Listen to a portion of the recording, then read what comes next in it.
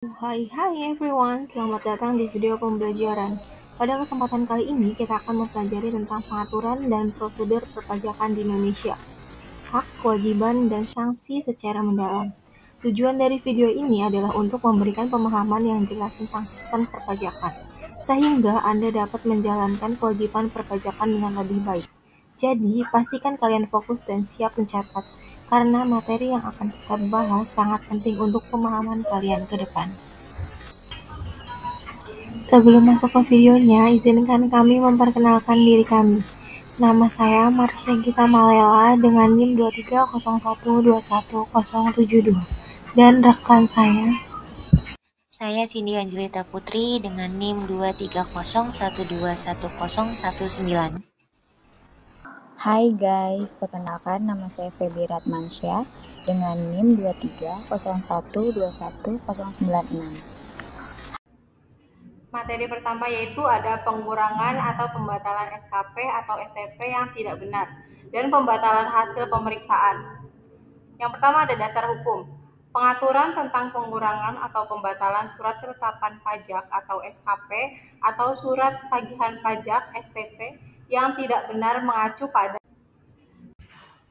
Undang-Undang Nomor 28 Tahun 2007 tentang Ketentuan Umum dan Tata Cara Perpajakan. Pasal-pasal dalam undang-undang ini menjelaskan mekanisme pembetulan atas SKP atau STP yang diterbitkan dengan kesalahan. Kesalahan tersebut bisa terjadi karena berbagai hal, seperti kesalahan administratif, perhitungan pajak yang salah, atau kesalahan yang ditemukan selama pemeriksaan oleh petugas pajak. Yang kedua ada Peraturan Direktur Jenderal Pajak atau DJJP yang mengatur lebih rinci mengenai prosedur pembetulan atau pembatalan SKP atau STP.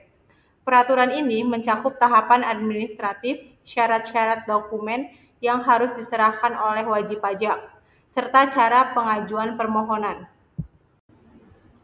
Lalu di sini ada ruang lingkup pengurangan atau pembatalan SKP atau STP yang tidak benar dapat dilakukan dalam beberapa kondisi berikut. Yang pertama ada kesalahan administrasi. Misalnya, ada kesalahan dalam memasukkan data wajib pajak seperti nama, NPWP, alamat, atau kode jenis pajak. Jika ada ketidaksesuaian data yang menyebabkan SKP atau STP salah diterbitkan, wajib pajak dapat mengajukan pembatalan atau pengurangan. Yang kedua ada kesalahan perhitungan pajak. Terkadang pajak yang ditetapkan dalam SKP atau STP bisa salah perhitungannya. Misalnya, kesalahan dalam menentukan dasar pengenaan pajak, tarif pajak yang tidak sesuai, atau kredit pajak yang tidak diperhitungkan. Kesalahan ini bisa menyebabkan jumlah pajak yang harus dibayar menjadi lebih besar atau lebih kecil dari yang seharusnya. Yang ketiga ada kesalahan dalam pemeriksaan pajak. Dalam hal pemeriksaan pajak, bisa terjadi kesalahan dalam proses pemeriksaan yang mengarah pada ketetapan pajak yang salah. Misalnya, kesalahan dalam pengumpulan bukti, salah dalam menganalisis data, atau penerapan peraturan perpajakan yang tidak tepat. Jika hal ini terjadi, wajib pajak dapat meminta pembatalan atau pengurangan.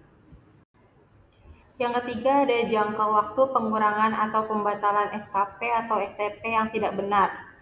Jangka waktu untuk mengajukan pengurangan atau pembatalan surat ketetapan pajak atau SKP, surat tagihan pajak atau STP yang tidak benar diatur dalam peraturan perpajakan. Berikut adalah penjelasan rinci mengenai jangka waktu ini. Yang pertama ada jangka waktu pengajuan. Permohonan pengurangan atau pembatalan SKP atau STP yang tidak benar harus diajukan oleh wajib pajak dalam waktu 3 tahun, terhitung sejak tanggal diterbitkannya SKP atau STP tersebut. Jika SKP atau STP diterbitkan dengan kesalahan, wajib pajak dapat mengajukan permohonan pembatalan atau pengurangan untuk memperbaiki kesalahan tersebut. Kesalahan ini bisa berupa kesalahan administrasi, kesalahan perhitungan pajak, atau kesalahan lainnya yang dapat dibuktikan. Yang pertama ada jangka. Lalu berikutnya ada pengecualian atau bukti baru. Jika lebih dari 3 tahun sejak penerbitan SKP atau STP, permohonan untuk pengurangan atau pembatalan tetap bisa diajukan, tetapi hanya jika terdapat bukti baru yang relevan dan sah untuk membuktikan bahwa SKP atau STP yang diterbitkan tersebut memang salah.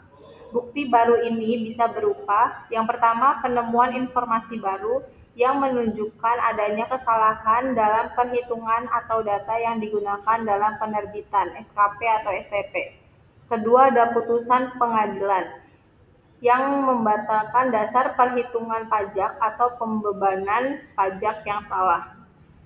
Yang ketiga, ada dokumen lain yang dapat membuktikan adanya kesalahan dalam prosedur administratif atau pemeriksaan yang menyebabkan SKP atau STP diterbitkan dengan tidak benar. Selanjutnya ada prosedur pengajuan. Yang pertama, wajib pajak harus mengajukan permohonan tertulis kepada Direktorat Jenderal Pajak atau DJP yang menyatakan bahwa SKP atau STP yang diterbitkan mengandung kesalahan. Permohonan tersebut harus disertai dengan bukti-bukti yang mendukung klaim kesalahan tersebut. Yang kedua, wajib pajak harus melampirkan dokumen-dokumen pendukung seperti salinan SKP atau STP, laporan pembetulan, serta dokumen lain yang relevan dan menjelaskan kesalahan yang terjadi. Lalu ada penolakan setelah batas waktu. Jika permohonan pengurangan atau pembatalan SKP atau STP diajukan setelah 3 tahun dari tanggal penerbitan dan tidak ada bukti baru yang mendukung, permohonan tersebut dapat ditolak. Oleh karena itu, sangat penting bagi wajib pajak untuk mengajukan permohonan dalam jangka waktu yang ditentukan, untuk memastikan bahwa hak mereka untuk pembetulan atau pembatalan tetap terjaga. Selanjutnya ada keputusan DJP. Setelah permohonan diterima, Direktorat Jenderal Pajak (DJP) akan menilai apakah permohonan tersebut memenuhi syarat untuk pengurangan atau pembatalan. DJP akan memproses permohonan tersebut dalam waktu tertentu dan memberikan keputusan terkait apakah permohonan diterima atau ditolak. Yang kedua, apabila permohonan diterima, DJP akan menerbitkan surat ketetapan pajak pembetulan (SKP pembetulan) atau surat tagihan pajak pembetulan (STP pembetulan) yang mencerminkan perubahan atau perbaikan dari SKP atau STP sebelumnya. Keempat, ada hak wajib pajak terkait pengajuan pembatalan atau pengurangan SKP atau STP.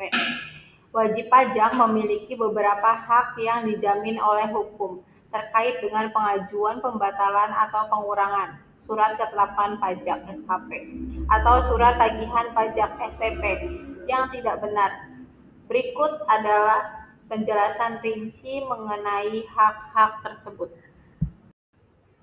Yang pertama, ada hak untuk mengajukan permohonan pembatalan atau pengurangan. Wajib pajak berhak untuk mengajukan permohonan pembatalan atau pengurangan SKP atau STP yang diterbitkan secara tidak benar. Permohonan ini dapat diajukan jika terdapat kesalahan yang ditemukan pada SKP atau STP yang diterbitkan, baik kesalahan administratif, kesalahan perhitungan pajak, atau kesalahan lainnya yang dapat dibuktikan. Permohonan dapat diajukan dalam jangka waktu 3 tahun sejak tanggal diterbitkannya SKP atau STP, atau setelah 3 tahun jika ada bukti baru yang membenarkan adanya kesalahan. Yang kedua, ada hak untuk mendapatkan penjelasan. Wajib pajak berhak untuk menerima penjelasan yang jelas dan transparan mengenai alasan pembatalan atau pengurangan SKP atau STP yang tidak benar.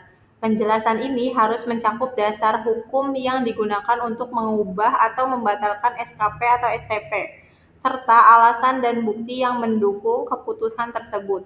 Penjelasan ini penting agar wajib pajak memahami proses dan alasan yang mendasari keputusan Direktorat Jenderal Pajak atau DJP dalam mengubah atau membatalkan SKP atau STP.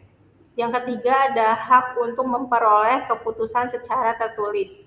Setelah permohonan pembatalan atau pengurangan diajukan, wajib pajak berhak menerima keputusan tertulis dari Direktorat Jenderal Pajak mengenai status permohonan mereka. Keputusan ini harus dijelaskan secara jelas. Apakah permohonan diterima, ditolak, atau disetujui sebagian. Jika permohonan ditolak, wajib pajak berhak mengetahui alasan penolakan tersebut. Yang kelima ada hak untuk perlindungan terhadap penyalahgunaan wewenang. Wajib pajak berhak memperoleh perlindungan hukum terhadap penyalahgunaan wewenang yang mungkin dilakukan oleh petugas pajak. Jika SKP atau STP diterbitkan secara tidak sah atau tidak sesuai dengan prosedur yang berlaku, wajib pajak berhak untuk meminta pembatalan atau pengurangan tanpa adanya tekanan atau tindakan diskriminatif dari pihak otoritas pajak. Yang keenam ada hak untuk memperoleh pembetulan sesuai dengan ketentuan peraturan perpajakan. Wajib pajak berhak memperoleh pembetulan atau perbaikan SKP atau STP yang diterbitkan, sesuai dengan ketentuan dan prosedur yang berlaku. Pembetulan ini bisa mencakup perubahan perhitungan pajak, pengurangan kewajiban pajak yang tidak tepat, atau pembatalan atas dasar kesalahan dalam administrasi pajak. Jika terdapat kesalahan dalam perhitungan pajak yang menyebabkan SKP atau STP diterbitkan dengan jumlah yang lebih tinggi dari seharusnya, wajib pajak berhak untuk mendapatkan pengurangan pajak yang sesuai. Yang keempat, ada hak untuk mengajukan keberatan atau banding. Jika wajib pajak merasa tidak puas dengan keputusan Direktorat Jenderal Pajak yang menolak atau tidak mengabulkan permohonan pembatalan atau pengurangan SKP atau STP, wajib pajak memiliki hak untuk mengajukan keberatan. Keberatan ini harus diajukan sesuai dengan prosedur yang diatur dalam peraturan perpajakan, dengan menyertai bukti-bukti yang mendukung klaim bahwa SKP atau STP yang diterbitkan memang tidak sesuai dengan peraturan yang berlaku. Jika keberatan ditolak, wajib pajak masih dapat mengajukan banding ke pengadilan pajak sebagai langkah lebih lanjut untuk mendapatkan keadilan terkait ketetapan pajak yang diterbitkan. Lalu yang terakhir, hak untuk mengajukan pembetulan untuk kepentingan administratif lainnya. Terkadang, SKP atau STP yang tidak benar diterbitkan karena adanya kesalahan yang berhubungan dengan kebutuhan administratif lainnya. Misalnya, pengajuan pembiayaan atau kredit bank. Dalam hal ini, wajib pajak berhak untuk mengajukan pembetulan untuk memenuhi persyaratan administratif, seperti dalam hal pengajuan kredit atau prosedur administratif lainnya yang memerlukan dokumen perpajakan yang benar. Yang selanjutnya materi tentang Komite Pengawasan Perpajakan atau Ombudsman Pajak. Yang selanjutnya materi tentang Komite Pengawasan Perpajakan atau Ombudsman Pajak. Dasar Hukum Undang-Undang Nomor 14 Tahun 2008 tentang Keterbukaan Informasi Publik mengatur tentang mekanisme pengawasan terhadap kebijakan administrasi perpajakan yang diterapkan oleh pemerintah Indonesia. Komite Pengawas Perpajakan atau Ombudsman Pajak adalah lembaga yang dibentuk untuk mengawasi kebijakan dan prosedur perpajakan. Lembaga ini bertujuan untuk memastikan bahwa kebijakan perpajakan yang diterapkan oleh pemerintah sesuai dengan prinsip transparansi, akuntabilitas, dan keadilan. Komite Pengawas Perpajakan yang sering disebut juga dengan Ombudsman Pajak adalah lembaga independen yang dibentuk untuk melakukan pengawasan terhadap kebijakan perpajakan yang diterapkan oleh pemerintah, khususnya Direktur Jenderal Pajak atau DJP. Tujuan utama dari lembaga ini adalah untuk memastikan bahwa kebijakan dan praktik perpajakan dilaksanakan dengan prinsip keadilan, transparansi, dan akuntabilitas. Komite ini berfungsi sebagai pengawas eksternal yang memberikan rekomendasi, masukan, serta kritik terhadap kebijakan dan praktik yang dilakukan oleh otoritas perpajakan. Komite Pengawas Perpajakan memiliki tugas untuk menjaga agar kebijakan perpajakan yang diterapkan oleh pemerintah tidak merugikan wajib pajak dan sesuai dengan prinsip-prinsip hukum yang berlaku. Tugas utama Komite Pengawasan Perpajakan atau Ombudsman Pajak meliputi: yang pertama, pengawasan terhadap kebijakan perpajakan. Komite ini mengawasi penerapan kebijakan perpajakan untuk memastikan bahwa kebijakan tersebut tidak hanya menguntungkan negara, tetapi juga tidak merugikan wajib pajak. Yang kedua, menyampaikan rekomendasi. Komite memberikan rekomendasi kepada pemerintah atau DJP untuk meningkatkan transparansi, efisiensi, dan akuntabilitas dalam sistem perpajakan. Yang ketiga, perlindungan terhadap wajib pajak. Komite juga berfungsi untuk memastikan bahwa hak-hak wajib pajak terlindungi dan tidak disalahgunakan oleh pihak otoritas pajak.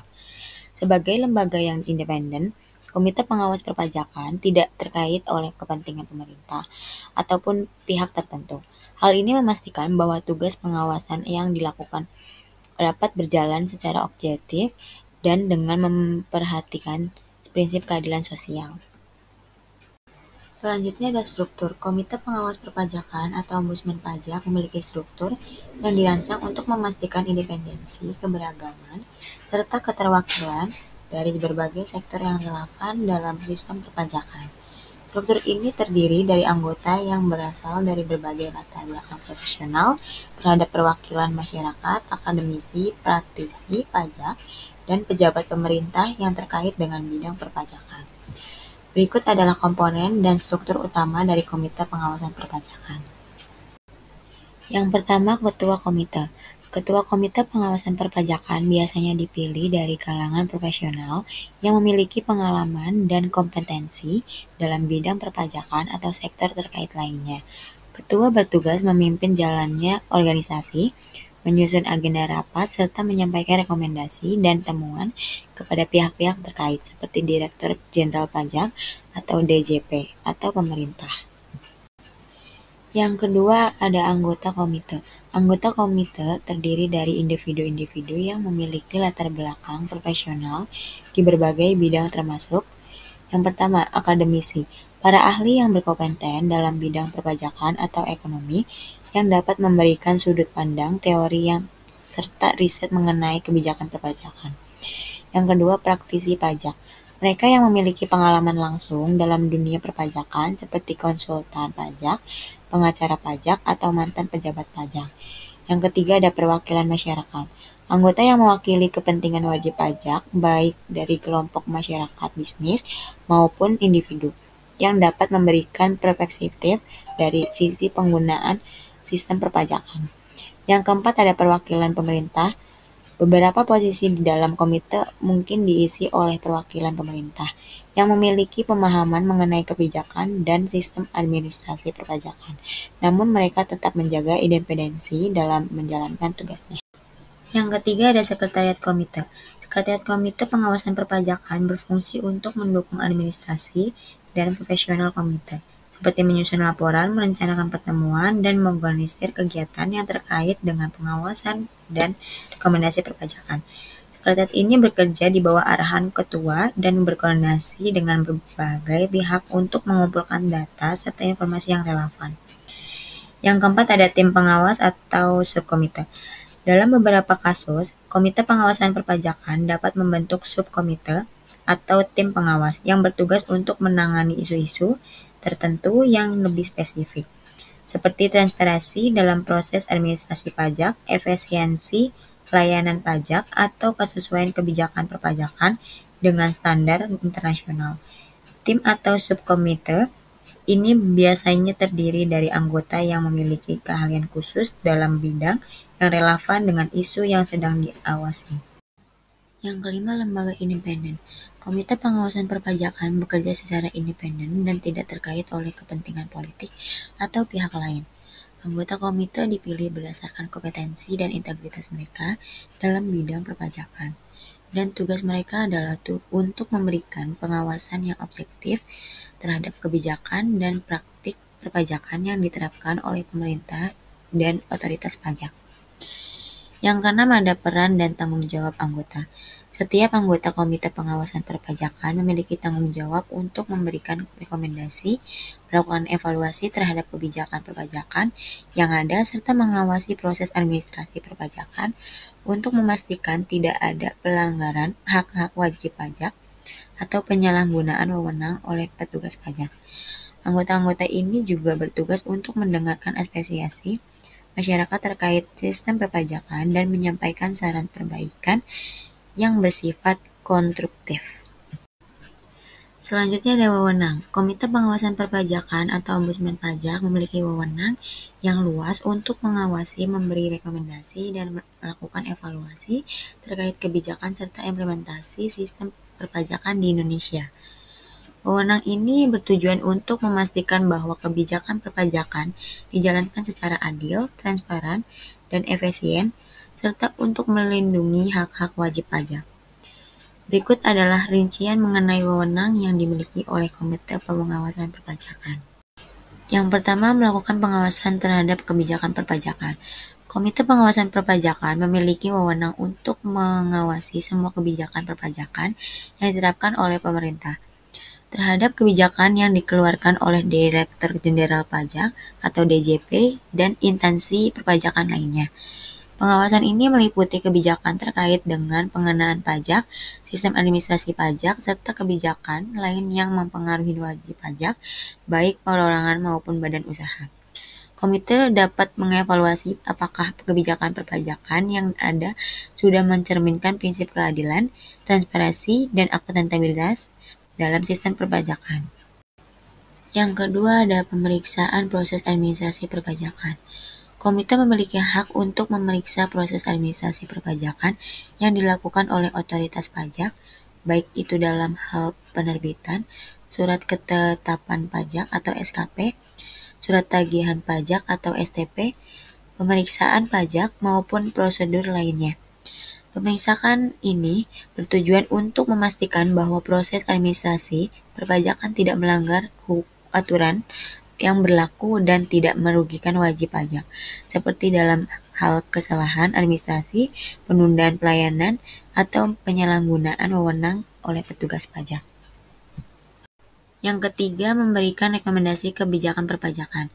Komite memiliki wewenang untuk memberikan rekomendasi kepada pemerintah, Direktur Jenderal Pajak, dan lembaga perpajakan lainnya mengenai kebijakan yang harus diperbaiki atau ditingkatkan. Rekomendasi ini dapat berupa perubahan kebijakan perpajakan, meningkatkan transparansi, atau perbaikan prosedur administrasi untuk meminimalkan kesalahan dan memberikan kemudahan bagi wajib pajak. Komite juga dapat merekomendasikan perubahan pada peraturan perpajakan yang dianggap tidak sesuai atau sudah tidak relevan dengan kondisi ekonomi dan sosial yang ada. Yang keempat ada mengevaluasi layanan kepada wajib pajak. Komite berwenang untuk menilai kualitas layanan yang diberikan oleh otoritas pajak kepada wajib pajak, termasuk pelayanan informasi, prosedur pengajuan pajak, kecepatan penyelesaian administrasi pajak, dan kualitas interaksi antara petugas pajak dengan wajib pajak. Jika ditemukan masalah dalam hal pelayanan, komite dapat merekomendasikan perbaikan atau peningkatan layanan untuk memastikan bahwa wajib pajak dapat mengakses informasi dan menyelesaikan kewajiban perpajakan dengan mudah dan cepat. Yang kelima ada menangani pengaduan wajib pajak.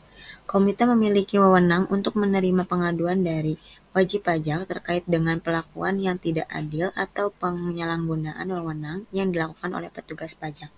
Setelah menerima pengaduan, komite dapat melakukan pemeriksaan dan memberikan rekomendasi penyelesaian atas masalah yang dihadapi oleh wajib pajak, baik itu terkait dengan kesalahan administrasi, penetapan pajak yang tidak tepat, atau hal lainnya yang merugikan wajib pajak. Yang keenam ada melakukan penyidikan dan pemeriksaan. Komite juga memiliki wewenang untuk melakukan penyidikan atau pemeriksaan lebih lanjut terhadap laporan atau temuan yang mencurigakan yang berkaitan dengan penyalahgunaan kewenangan oleh petugas pajak atau otoritas pajak lainnya. Hal ini termasuk melakukan audit independen terhadap kebijakan atau prosedur perpajakan yang berlaku serta melakukan pemeriksaan terkait dengan keadilan dalam menerapkan pajak terhadap wajib pajak. Yang ketujuh, mengeluarkan laporan hasil pengawasan. Komite berwenang untuk mengeluarkan laporan hasil pengawasan secara berkala kepada publik mengenai temuan-temuan mereka terkait kebijakan perpajakan, pelayanan pajak, dan rekomendasi yang diberikan kepada pemerintah atau Direktur Jenderal Pajak. Laporan ini bertujuan untuk meningkatkan transparansi dan akuntabilitas dalam sistem perpajakan Indonesia, serta memberikan informasi yang jelas kepada masyarakat mengenai kondisi dan perkembangan kebijakan pajak di Indonesia. Yang ke-8, menjamin perlindungan hak wajib pajak. Komite memiliki wewenang untuk memastikan perlindungan hak wajib pajak dan mengawasi apakah kebijakan perpajakan yang ada tidak melanggar hak-hak dasar wajib pajak, seperti hak untuk mendapatkan perlakuan yang adil, hak untuk informasi yang jelas, dan hak untuk mendapatkan keputusan yang transparan. Komite juga bertanggung jawab untuk memberikan perlindungan hukum kepada wajib pajak jika hak-hak mereka dilanggar oleh petugas pajak atau kebijakan yang tidak adil. Selanjutnya ada kewajiban. Komite Pengawasan Perpajakan atau Ombudsman Pajak memiliki sejumlah kewajiban yang harus dipenuhi dalam menjalankan tugas dan fungsinya sebagai lembaga pengawas terhadap kebijakan dan praktis perpajakan. Kewajiban-kewajiban ini mencakup aspek independensi, transparansi, akuntabilitas, serta perlindungan terhadap hak-hak wajib pajak. Berikut adalah kewajiban utama yang dimiliki oleh Komite Pengawasan Perpajakan. Yang pertama, menjaga independensi dalam pengawasan. Komite Pengawas Perpajakan wajib menjaga independensi dalam melaksanakan pengawasan terhadap kebijakan dan praktik perpajakan. Komite harus bebas dari pengaruh politik, tekanan dari pihak manapun, dan kepentingan tertentu, agar pengawasan yang dilakukan objektif dan tidak berpihak. Anggota komite harus bertindak secara profesional dan mendasarkan pada prinsip-prinsip hukum yang berlaku, tanpa memihak kepada otoritas pajak atau wajib pajak. Yang kedua ada memberikan rekomendasi yang objektif dan konstruktif.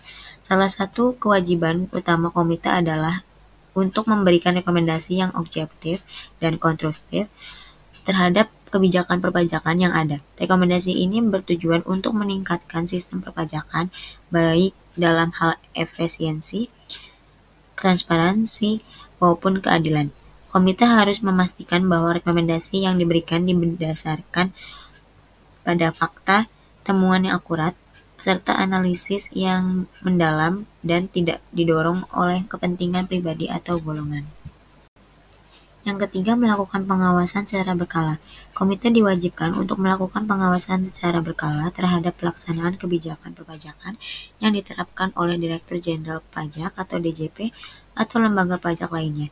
Pengawasan ini mencakup berbagai aspek termasuk proses administrasi pajak, penerbitan surat ketetapan pajak atau SKP, pelayanan kepada wajib pajak, dan pelaksanaan pemeriksaan pajak. Yang keempat, menjalani transparansi dalam pengawasan. Komite wajib memastikan bahwa proses pengawasan dilakukan secara terbuka dan transparan kepada publik. Laporan-laporan mengenai hasil pengawasan, temuan, dan rekomendasi harus diumumkan secara jelas dan mudah diakses oleh masyarakat. Komite harus memberikan penjelasan yang jelas mengenai alasan di balik rekomendasi yang diberikan dan langkah-langkah yang perlu diambil oleh otoritas pajak untuk memperbaiki sistem perpajakan. Yang kelima, memberikan perlindungan hak wajib pajak. Salah satu kewajiban Komite Pengawasan Perpajakan adalah untuk memastikan perlindungan terhadap hak-hak wajib pajak.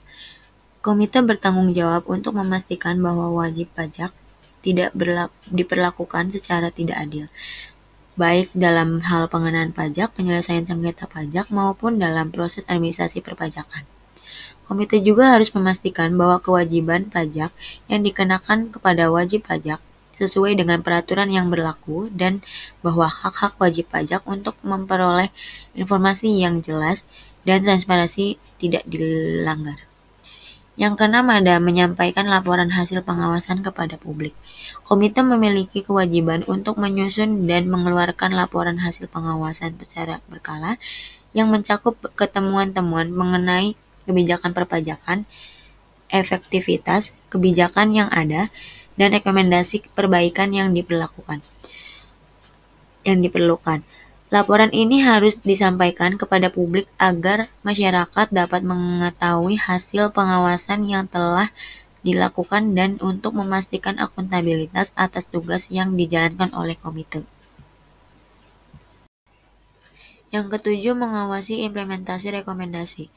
Setelah memberikan rekomendasi, Komite Pengawas Perpajakan juga memiliki kewajiban untuk memantau implementasi rekomendasi yang telah diberikan kepada otoritas pajak.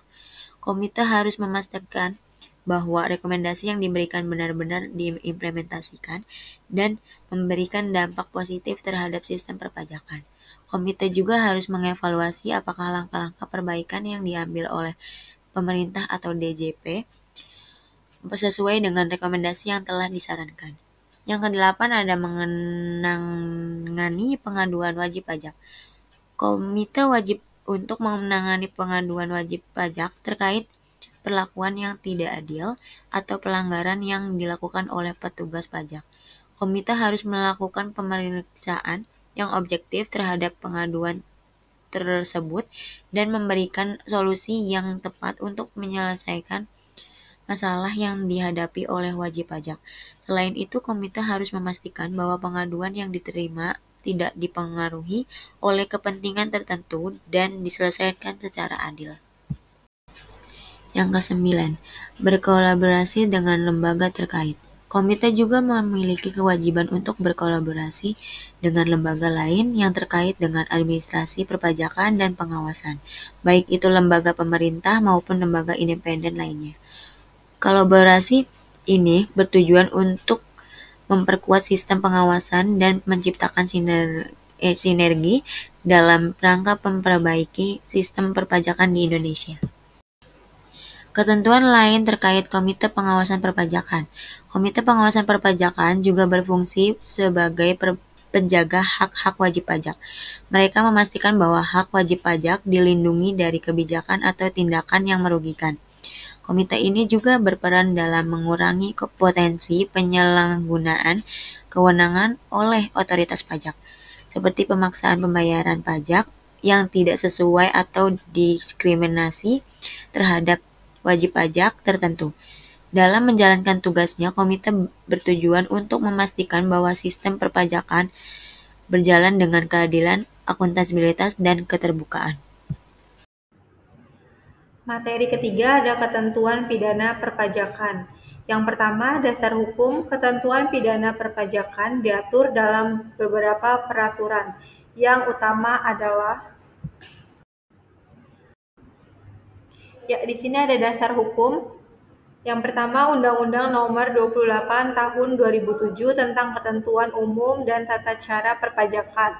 Undang-undang ini mengatur prosedur dan ketentuan perpajakan, termasuk sanksi yang dikenakan atas pelanggaran perpajakan, baik administratif maupun pidana.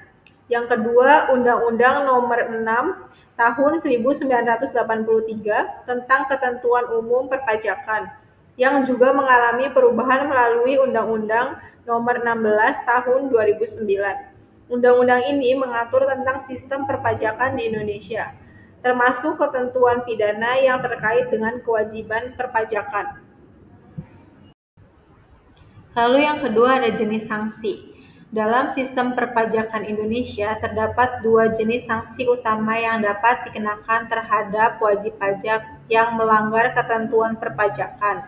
Jenis sanksi ini terbagi menjadi sanksi administratif dan sanksi pidana, yang diterapkan berdasarkan tingkat kesalahan atau pelanggaran yang dilakukan. Berikut adalah penjelasan rinci mengenai jenis-jenis sanksi tersebut. Yang pertama, sanksi administratif. Sanksi administratif diterapkan jika wajib pajak melakukan pelanggaran perpajakan yang bersifat administratif, seperti keterlambatan dalam pelaporan atau pembayaran pajak. Sanksi ini lebih ringan dibanding dengan sanksi pidana dan biasanya bersifat finansial. Jenis-jenis sanksi administratif meliputi di sini ada denda administratif. Denda administratif dikenakan kepada wajib pajak yang tidak memenuhi kewajiban perpajakan, tepat waktu atau yang tidak benar dalam pelaporan pajaknya. Besar denda administratif dapat bervariasi sesuai dengan jenis pelanggaran dan biasanya dihitung berdasarkan persentase dari jumlah pajak yang terutang atau terlambat dibayar. Misalnya, denda bisa berupa 2% per bulan atas pajak yang terlambat dibayar.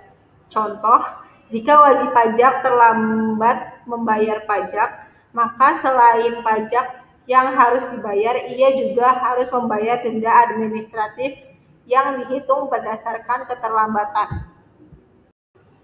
Lalu berikutnya ada bunga. Jika wajib pajak tidak membayar pajak sesuai dengan batas waktu yang ditentukan, maka bunga akan dikenakan pada pajak yang belum dibayar. Bunga ini dihitung setiap bulan dan besarannya tergantung pada ketentuan yang berlaku. Contoh, jika pajak yang terutang tidak dibayar dalam jangka waktu yang ditentukan, maka pajak tersebut akan dikenakan bunga sesuai dengan ketentuan yang berlaku. Bunga ini bersifat akumulatif.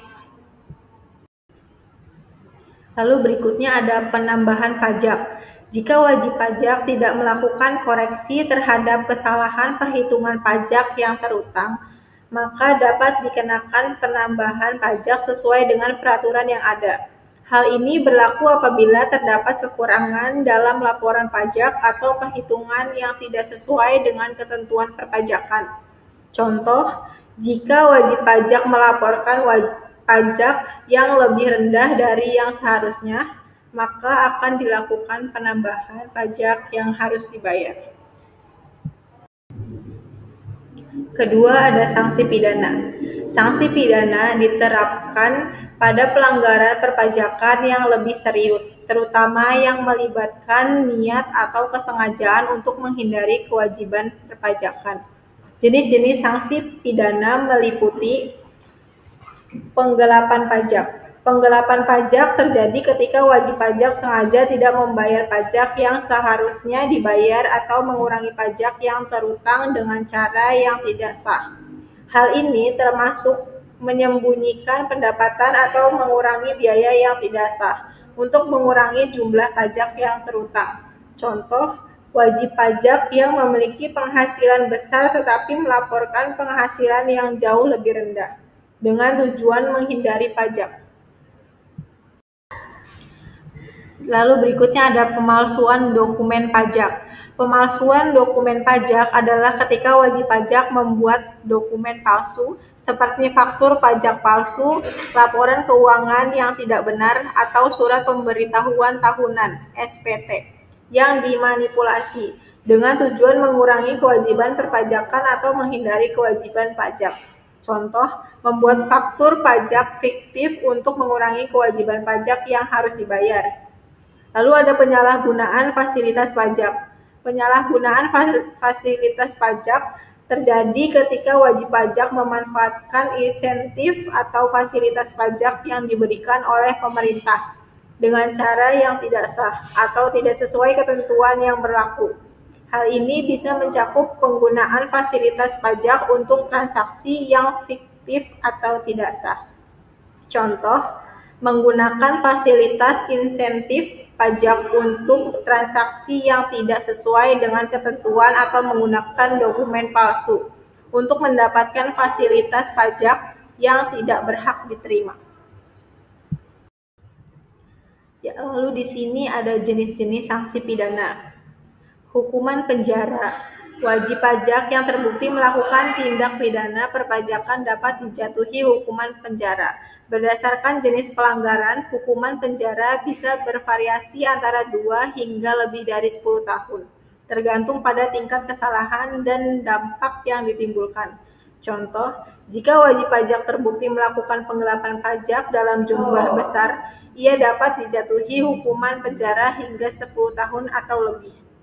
Kedua, denda. Selain hukuman penjara, pelanggar juga bisa dikenakan denda yang sangat besar, yang bisa lebih besar dari jumlah pajak yang terutang atau bahkan melebihi kerugian negara yang diakibatkan oleh pelanggaran tersebut. Contoh, jika wajib pajak terlibat dalam penggelapan pajak, denda yang dikenakan bisa mencapai 2 hingga 3 kali lipat dari jumlah pajak yang harus dibayar, atau bahkan lebih, tergantung pada keputusan pengadilan. Lalu yang ketiga ada sanksi karena kealpaan. Sanksi karena kealpaan dalam perpajakan merujuk pada pelanggaran yang terjadi akibat kelalaian atau keteledoran, bukan karena niat atau kesengajaan untuk menghindari kewajiban pajak. Kealpaan seringkali bersifat administratif dan biasanya dikarenakan pada wajib pajak yang tidak sengaja melakukan kesalahan dalam melaporkan atau menghitung pajak yang terutang. Jenis-jenis sanksi karena kealpaan. Sanksi yang dikarenakan akibat kealpaan cenderung lebih ringan dibanding dengan sanksi pidana atau sanksi yang dikenakan karena kesengajaan. Beberapa jenis sanksi yang dapat diterapkan akibat kealpaan adalah sebagai berikut. Jenis-jenis sanksi karena kealpaan. Yang pertama ada denda administratif. Denda administratif dikenakan atas kelalaian dalam pelaporan atau pembayaran pajak yang seharusnya dibayar tepat waktu. Denda ini bersifat finansial dan dihitung berdasarkan jumlah pajak yang terutang atau terlambat dibayar. Besarannya bisa berupa presentasi tertentu dari jumlah pajak yang terutang. Contoh, jika wajib pajak terlambat membayar pajak, denda administratif dapat dikenakan berdasarkan keterlambatan tersebut. Misalnya, denda administratif sebesar 2% per bulan dari jumlah pajak yang terutang. Selanjutnya ada bunga. Jika wajib pajak tidak membayar pajak sesuai dengan batas waktu yang ditentukan, bunga akan dikenakan atas jumlah pajak yang belum dibayar. Bunga ini bersifat akumulatif dan dihitung setiap bulan berdasarkan tarif yang telah ditetapkan. Contoh, wajib pajak yang terlambat membayar pajak akan dikenakan bunga yang dihitung per bulan berdasarkan jumlah pajak yang terutang. Misalnya bunga sebesar 1% per bulan. Lalu berikutnya ada penambahan pajak. Penambahan pajak terjadi apabila wajib pajak tidak melakukan perbaikan terhadap kesalahan yang ditemukan pada laporan pajaknya. Ini bisa terjadi jika terdapat selisih antara pajak yang dilaporkan dengan pajak yang sebenarnya terutang. Contoh, jika wajib pajak melaporkan jumlah pajak yang lebih rendah dari yang sebenarnya, maka setelah dilakukan pemeriksaan, jumlah pajak yang terutang akan ditambahkan sesuai dengan hasil ditemuan pemeriksa. Lalu berikutnya ada pemberian surat teguran. Jika wajib pajak hanya melakukan pelanggaran administratif yang tidak terlalu serius, otoritas pajak dapat memberikan surat teguran atau peringatan untuk memperbaiki kesalahan tersebut dalam jangka waktu tertentu. Surat teguran ini bertujuan untuk memberi kesempatan bagi wajib pajak untuk melakukan koreksi tanpa dikenakan denda atau sanksi lebih lanjut. Lalu berikutnya ada contoh kasus sanksi karena kealpaan. Keterlambatan laporan SPT tahunan. Seorang wajib pajak terlambat mengirimkan surat pemberitahuan tahunan karena kelalaian administrasi atau kesibukan lain, tanpa adanya niat untuk menghindari pajak. Sebagai akibatnya, wajib pajak akan dikenakan denda administratif atas keterlambatan pelaporan SPT. Kedua, kesalahan dalam perhitungan pajak. Seorang wajib pajak melakukan kesalahan perhitungan dalam laporan pajak yang mengakibatkan jumlah pajak yang dilaporkan lebih rendah daripada yang seharusnya. Kesalahan ini bukan disebabkan oleh niat jahat, melainkan karena keteledoran dalam melakukan perhitungan.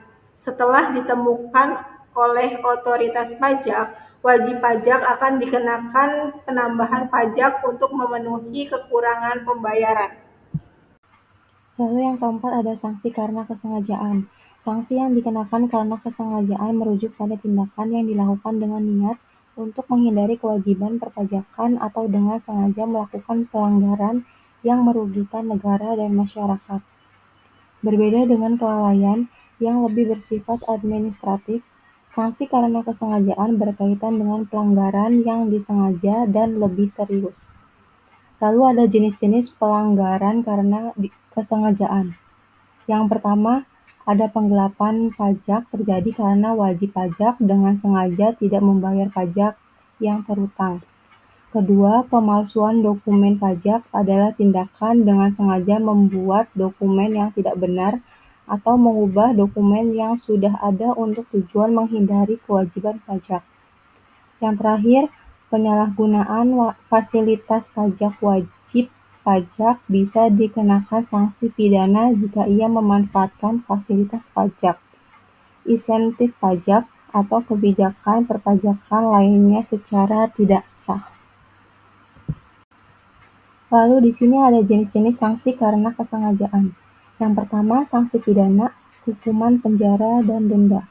Hukuman penjara, tindakan yang dilakukan dengan sengaja untuk menghindari kewajiban perpajakan dapat dikenakan hukuman penjara yang bervariasi. Hukuman penjara ini bergantung pada seberapa besar kerugian yang ditimbulkan oleh pelanggaran pajak dan jenis pelanggaran yang dilakukan. Contoh hukuman penjara. Untuk kasus penggelapan pajak yang besar atau pemalsuan dokumen yang merugikan negara, pelaku dapat dikenakan hukuman penjara antara 2 hingga 10 tahun, tergantung pada tingkat kesalahan dan kerugian negara. Lalu di sini ada denda. Selain hukuman penjara, wajib pajak yang terbukti sengaja melakukan pelanggaran perpajakan dapat dikenakan denda yang sangat besar. Denda ini bisa berkisar dari seberapa kali lipat dari jumlah pajak yang terutang hingga kerugian negara yang timbul akibat penggelapan atau pemalsuan pajak. Contohnya, denda bisa mencapai 2-3 kali lipat dari jumlah pajak yang tidak dibayar atau dari kerugian negara yang ditimbulkan. Yang kedua ada pencabutan hak tertentu. Dalam beberapa kasus, selain hukuman pidana berupa penjara dan denda, wajib pajak yang sengaja melanggar kewajiban perpajakan dapat mengalami pencabutan hak tertentu. Misalnya, yang pertama, pencabutan izin usaha atau izin tertentu yang diperoleh berdasarkan kewajiban pajak yang benar. Yang kedua, pembatasan dalam melakukan kegiatan usaha yang memerlukan izin dari otoritas pajak. Lalu di sini ada perbedaan sanksi kesengajaan dengan sanksi kealpaan. Sanksi kesengajaan mengacu pada niat buruk atau tindakan aktif untuk menghindari kewajiban pajak. Biasanya melibatkan penggelapan, pemalsuan dokumen, atau manipulasi transaksi pajak dengan tujuan tertentu. Sanksi yang dikenakan karena kesengajaan lebih berat yaitu pidana penjara dan denda besar. Yang kedua, kealpaan. Terjadi karena kelalaian atau keteledoran tanpa niat buruk. Misalnya, keterlambatan dalam melaporkan pajak atau kesalahan administratif lainnya.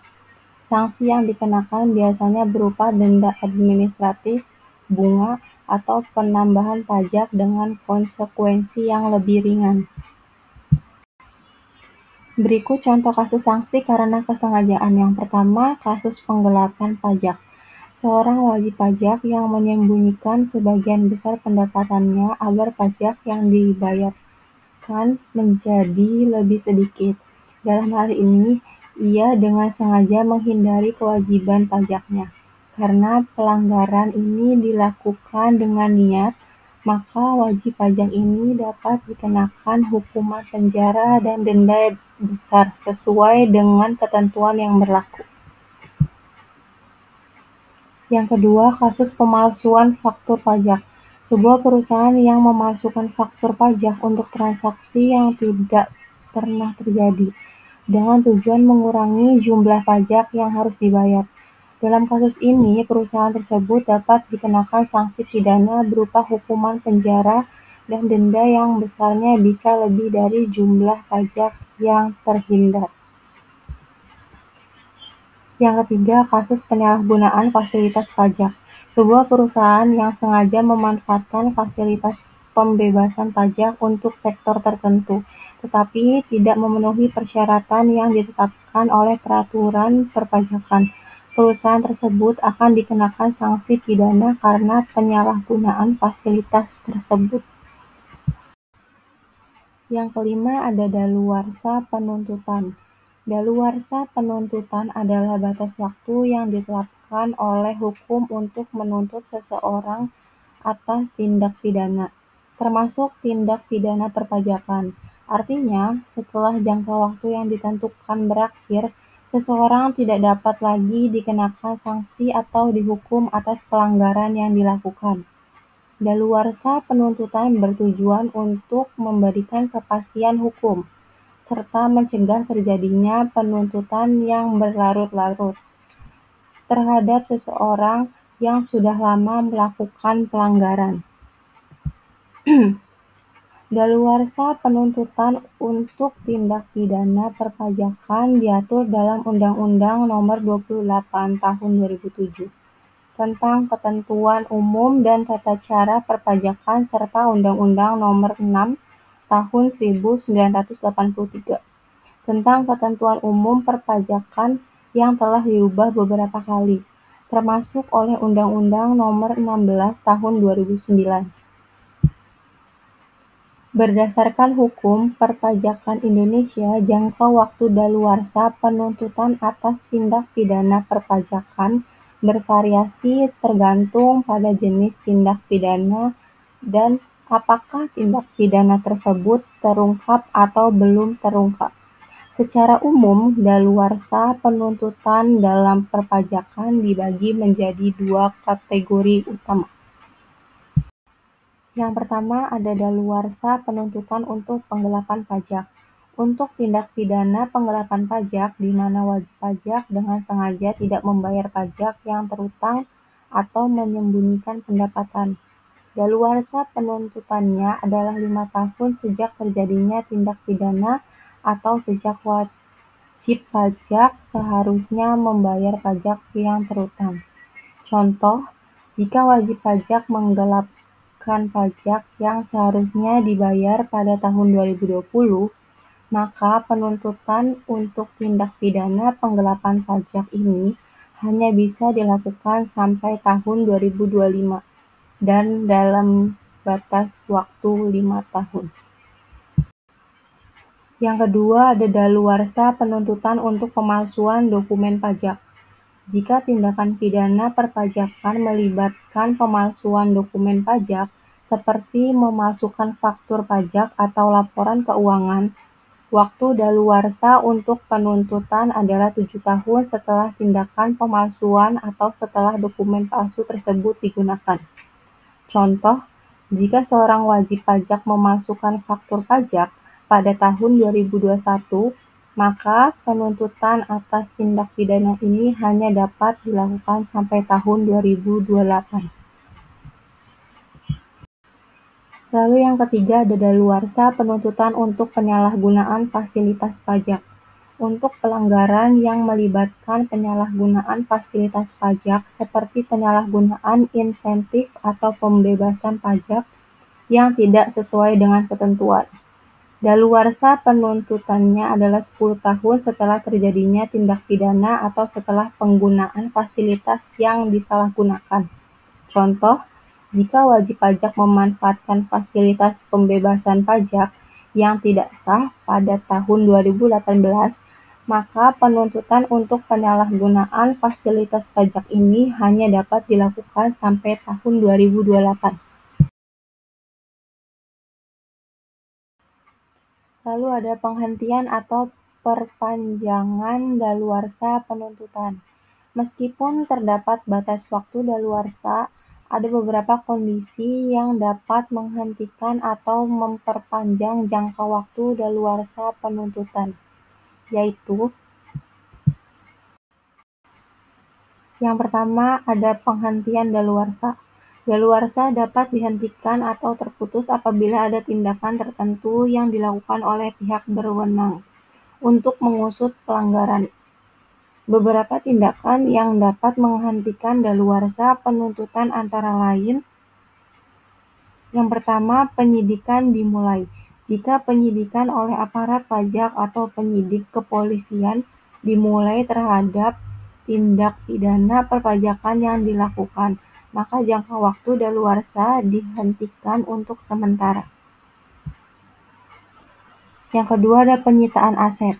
Jika aset milik wajib pajak yang terlibat dalam pelanggaran pajak disita oleh aparat pajak, ini dapat menghentikan perhitungan daluarsa.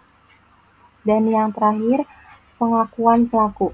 Jika wajib pajak yang melakukan pelanggaran mengakui perbuatannya, maka ini juga dapat menghentikan daluarsa dan memungkinkan penuntutan.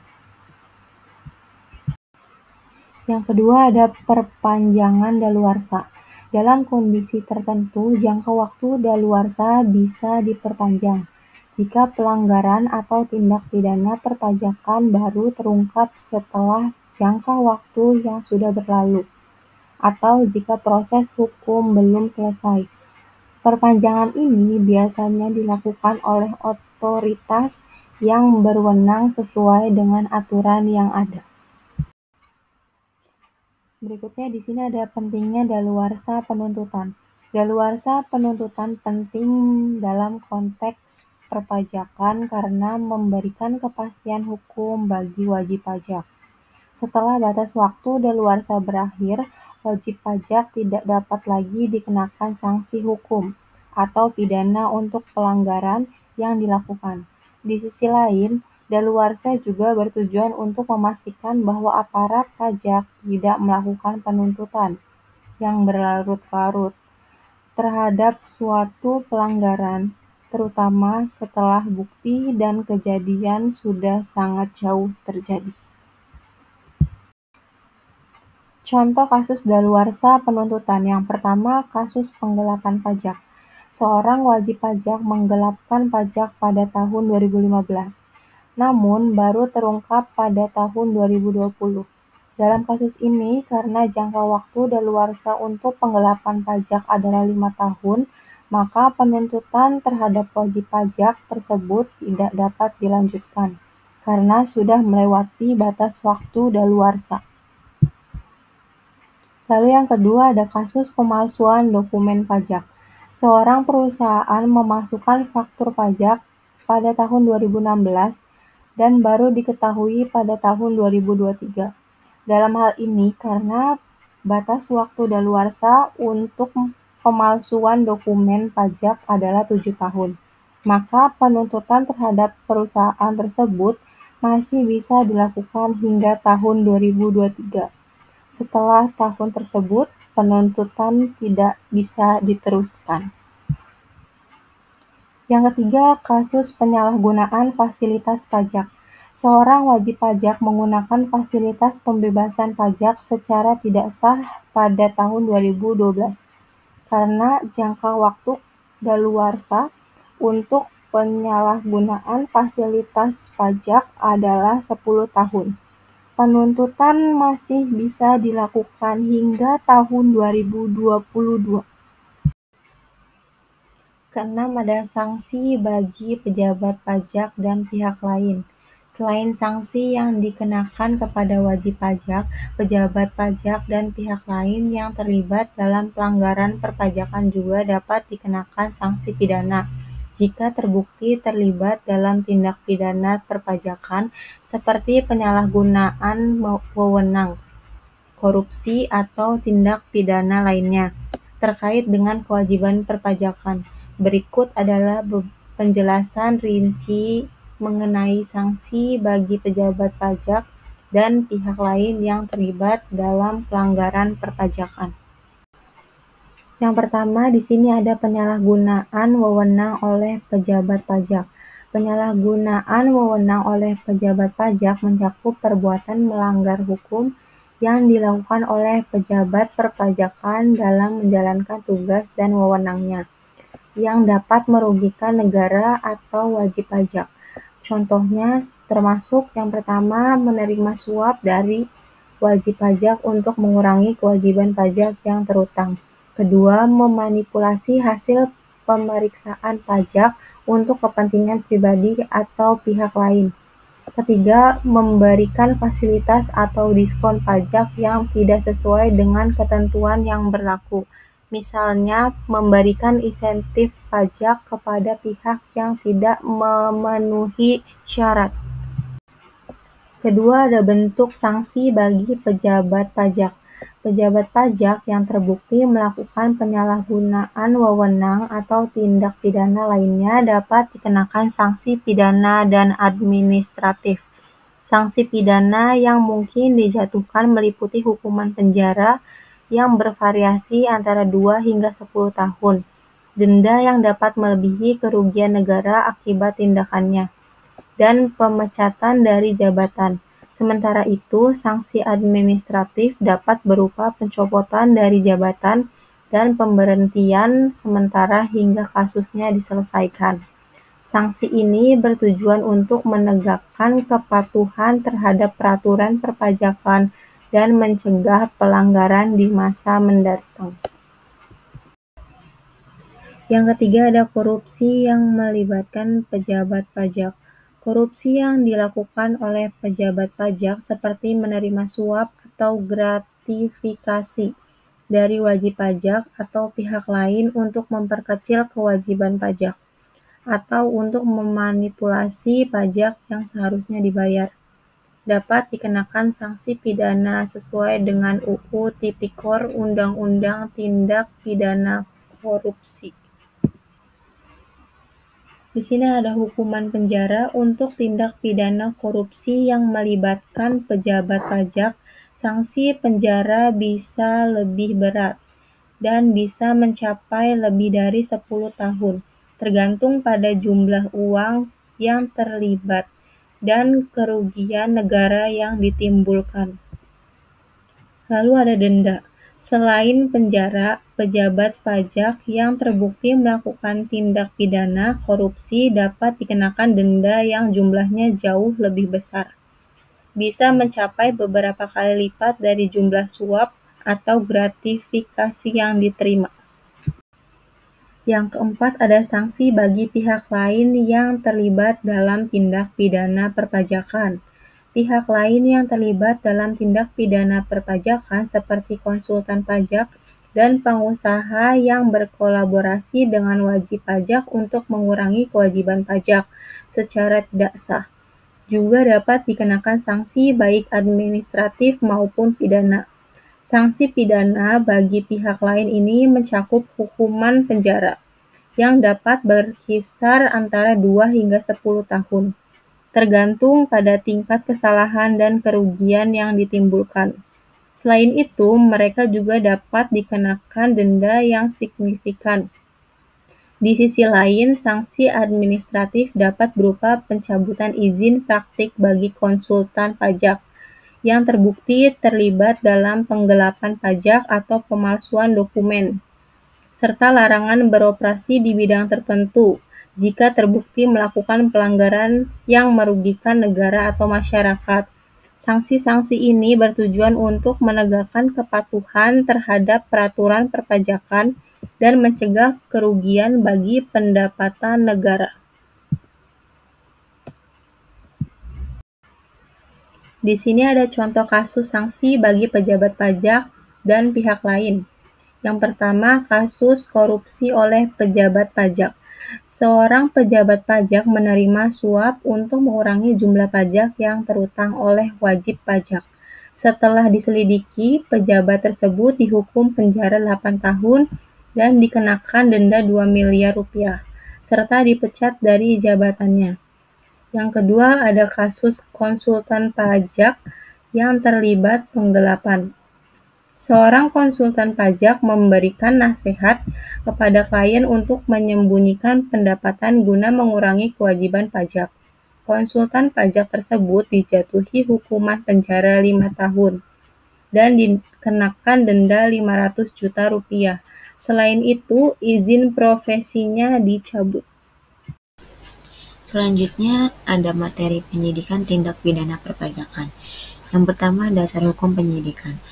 Penyidikan tindak pidana perpajakan diatur dalam berbagai peraturan perundang-undangan Indonesia, di antaranya Undang-Undang No. 28 Tahun 2007 tentang Ketentuan Umum dan Tata Cara Perpajakan mengatur kewenangan penyidik pegawai negeri sipil (PPNS) untuk menangani tindak pidana perpajakan, menyebutkan bahwa penyidik pajak berhak untuk melakukan pengumpulan bukti, penggeledahan, dan penyitaan dokumen terkait tindak pidana perpajakan. Undang-Undang No. 6 Tahun 1983 tentang Ketentuan Umum Perpajakan yang diubah dengan Undang-Undang No. 16 Tahun 2009 mengatur kewajiban perpajakan termasuk menyampaikan SPT yang benar dan lengkap, memuat sanksi bagi wajib pajak yang melakukan penggelapan pajak. Peraturan Pemerintah No. 94 Tahun 2010 tentang Tata Cara Penyidikan Tindak Pidana Perpajakan menyediakan prosedur rinci tentang pengumpulan bukti dan memeriksa saksi, mengatur penyitaan dokumen dan barang bukti yang relevan. Peraturan Materi Keuangan No. 118 atau PMK 03/2015 memberikan petunjukan lebih rinci mengenai prosedur penyidikan oleh pejabat pajak termasuk penggeledahan dan penyitaan. Undang-Undang No. 8 Tahun 1981 tentang Hukum Acara Pidana atau KUHP mengatur prosedur penyidikan tindak pidana secara umum yang juga berlaku untuk tindak pidana perpajakan. Penyidikan tindak pidana perpajakan dilakukan sesuai dengan prosedur yang ditetapkan oleh hukum dengan memperhatikan hak-hak wajib pajak serta kewenangan penyidikan pajak untuk mengumpulkan bukti dan melakukan tindak hukum diperlukan. Yang kedua, dasar penyidikan dan tugas serta wewenang penyidik tindak pidana. Yang pertama, dasar hukum penyidikan tindak pidana perpajakan. Penyidikan terhadap tindak pidana perpajakan diatur oleh beberapa undang-undang dan peraturan yang memberi dasar hukum bagi otoritas pajak dalam melaksanakan penyidikan terhadap tindakan pelanggaran perpajakan. Dasar hukum utama yang mengatur proses penyidikan dalam perpajakan adalah sebagai berikut. Undang-Undang No. 28 Tahun 2007 tentang Ketentuan Umum dan Tata Cara Perpajakan atau KUP. Undang-undang ini memberikan dasar hukum yang komprehensif untuk seluruh sistem perpajakan di Indonesia, termasuk peraturan tindak pidana perpajakan dan prosedur penyidikan tindak pidana perpajakan. Undang-Undang No. 6 Tahun 1983 tentang Ketentuan Umum Perpajakan yang telah diubah dengan Undang-Undang No. 16 Tahun 2009. Ini merupakan dasar hukum utama yang mengatur kewajiban pajak di Indonesia dan juga mengatur mengenai sanksi pidana terkait perpajakan serta proses pemeriksaan dan penyidikan. Peraturan Pemerintah No. 94 Tahun 2010 tentang Tata Cara Penyidikan Tindak Pidana Perpajakan menyediakan pedoman teknis tentang bagaimana penyidikan tindak pidana perpajakan harus dilakukan oleh otoritas pajak serta hak dan kewajiban penyidik. Undang-Undang No. 8 Tahun 1981 tentang Hukum Acara Pidana atau KUHP. KUHP mengatur prosedur umum dalam menyidikan tindak pidana di Indonesia, yang juga berlaku untuk tindak pidana perpajakan, serta menyediakan pemeriksaan saksi dan pengambilan barang bukti. Yang terakhir ada Peraturan Materi Keuangan No. 118 PMK 03/2015 tentang penyidikan tindak pidana perpajakan merupakan pedoman teknis lebih lanjut yang mengatur prosedur pelaksanaan penyidikan tindak pidana perpajakan oleh penyidik pajak. Yang kedua ada tugas penyidikan tindak pidana perpajakan. Penyidikan pajak adalah aparat yang ditunjukkan oleh Direktur Jenderal Pajak atau DJP atau instansi terkait untuk menangani dan menyelidiki kasus pelanggaran perpajakan yang diduga terjadi. Berikut adalah beberapa tugas utama yang dimiliki oleh penyidik dalam penyidikan tindak pidana perpajakan. Yang pertama, pengumpulan bukti. Dokumen yang mendukung adanya tindak penggelapan atau manipulasi laporan pajak. Data transaksi yang menunjukkan adanya penghindaran pajak atau penggelapan pembayaran pajak. Bukti tambahan yang dapat menguatkan dugaan tindak pidana seperti komunikasi tertulis atau rekaman perpajakan yang menunjukkan niat melawan hukum. Yang kedua ada memeriksa saksi-saksi. Penyidik wajib memanggil dan memeriksa saksi-saksi yang terkait dengan kasus tersebut, termasuk wajib pajak, pihak ketiga yang terkait dengan transaksi atau informasi yang relevan dengan pemeriksa pajak. Saksi ahli juga dapat dipanggil untuk memberikan penjelasan terkait dengan masalah perpajakan yang memerlukan keahlian khusus, seperti menghitung pajak atau analisis keuangan. Yang ketiga ada melakukan penyitaan. Jika diperlukan untuk mendalami suatu kasus, penyidik memiliki kewenangan untuk melakukan penyitaan terhadap barang-barang atau dokumen yang dianggap sebagai bukti. Proses penyitaan ini harus dilakukan dengan prosedur yang sah dan dilaporkan sesuai ketentuan hukum yang berlaku. Yang keempat ada menyusun laporan pemeriksaan. Setelah mengumpulkan bukti dan pemeriksaan dilakukan, penyidik harus menyusun laporan hasil pemeriksaan yang memuat segala bukti yang diperoleh dan alasan untuk melanjutkan atau menghentikan penyidikan.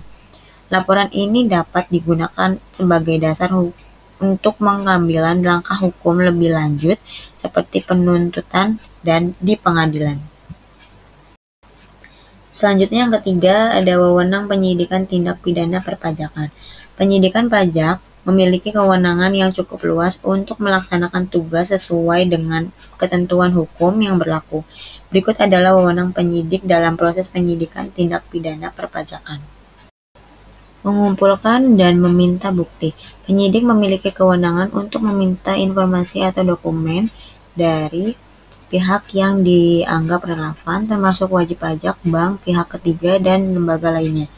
Jika dokumen tersebut tidak diserahkan dengan sukarela, penyidik dapat melakukan upaya paksa. Yang kedua, ada melakukan penggeledahan dan penyitaan. Penyidik dapat melakukan penggeledahan terhadap tempat yang diduga penyimpan dokumen atau barang bukti terkait dengan tindak pidana perpajakan. Penggeledahan harus dilakukan dengan prosedur hukum yang benar dan mendapatkan izin dari pejabat yang berwenang, seperti hakim. Penyidik juga dapat menyita dokumen yang diduga merupakan bukti pelanggaran.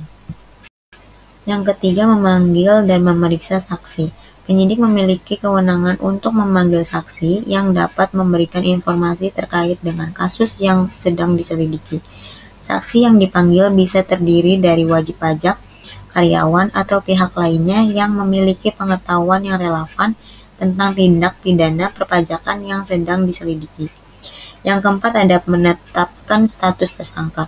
Jika bukti cukup kuat, penyidik memiliki kewenangan untuk menetapkan seseorang sebagai tersangka tindak pidana perpajakan. Penyidik juga berwenang mengeluarkan surat pemerintah penyidikan atau SPDP dan melanjutkan proses hukum yang sesuai. Yang kelima, menahan tersangka. Dalam keadaan tertentu, penyidik memiliki kewenangan untuk menahan tersangka tindak pidana perpajakan. Penahanan ini harus dilakukan sesuai dengan prosedur yang berlaku, seperti mendapatkan izin dari pejabat yang berwenang. Hak wajib pajak dalam proses penyidikan. Yang pertama, hak untuk diberitahukan.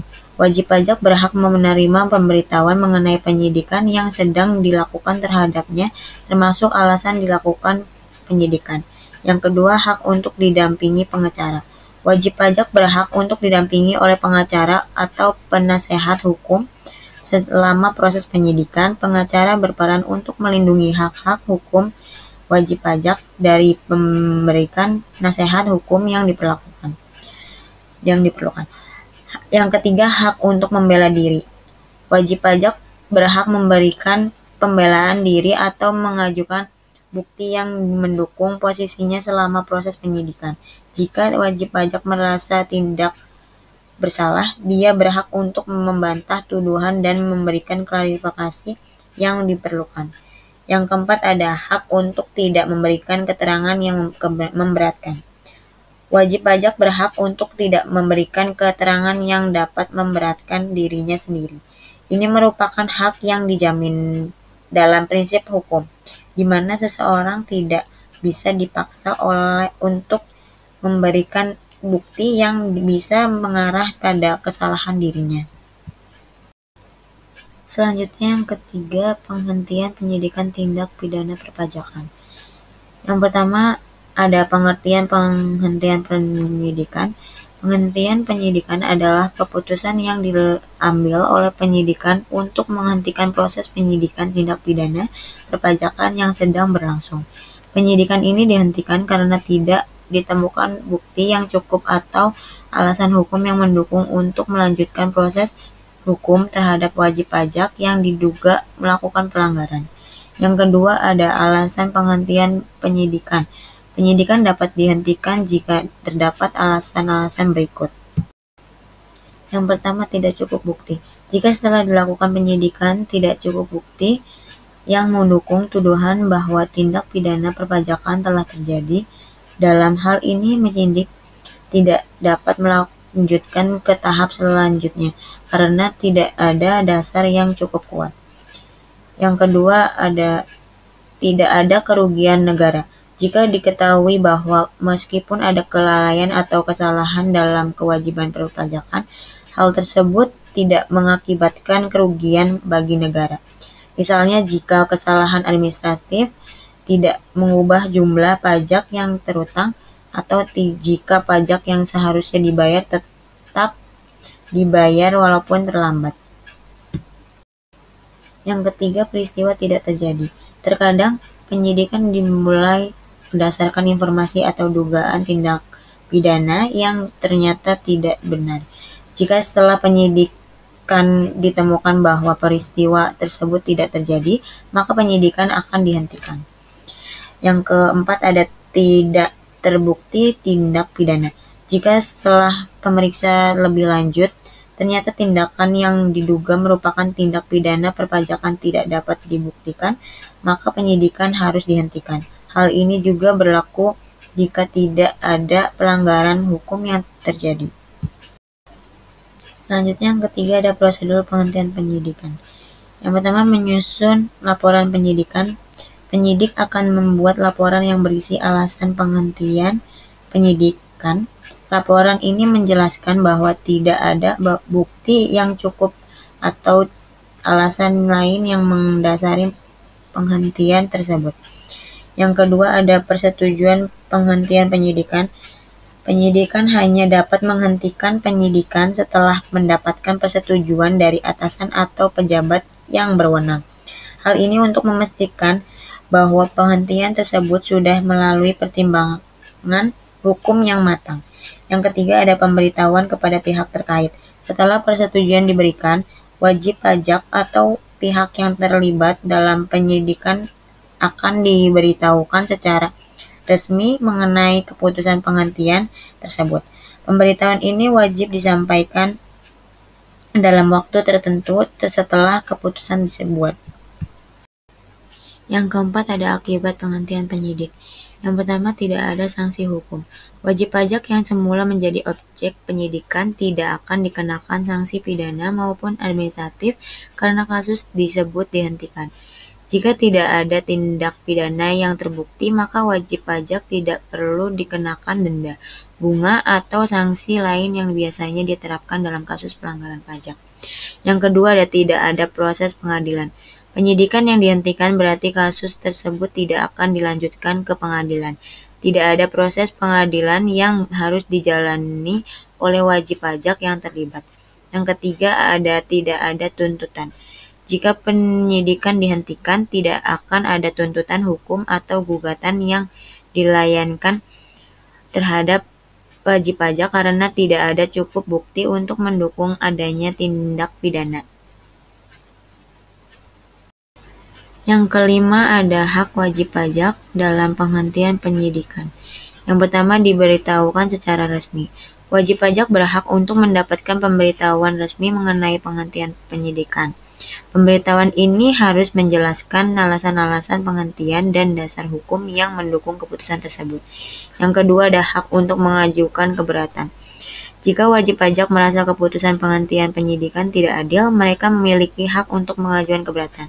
Keberatan ini biasanya disampaikan ke instansi yang berwenang untuk memeriksa kembali keputusan tersebut. Yang ketiga ada hak untuk pengajuan gugatan. Jika wajib pajak merasa dirugikan oleh penghentian penyidikan, mereka bisa menggugat keputusan penghentian di pengadilan. Ini dapat dilakukan jika wajib pajak merasa ada aspek hukum yang terlewat atau jika mereka ingin mempertahankan posisi mereka. Kemudian yang keempat, hak wajib pajak dalam proses penyidikan. Hak wajib pajak dalam proses penyidikan tindak pidana perpajakan. Wajib pajak atau WP yang terlibat dalam proses penyidikan tindak pidana perpajakan memiliki beberapa hak yang dilindungi oleh hukum.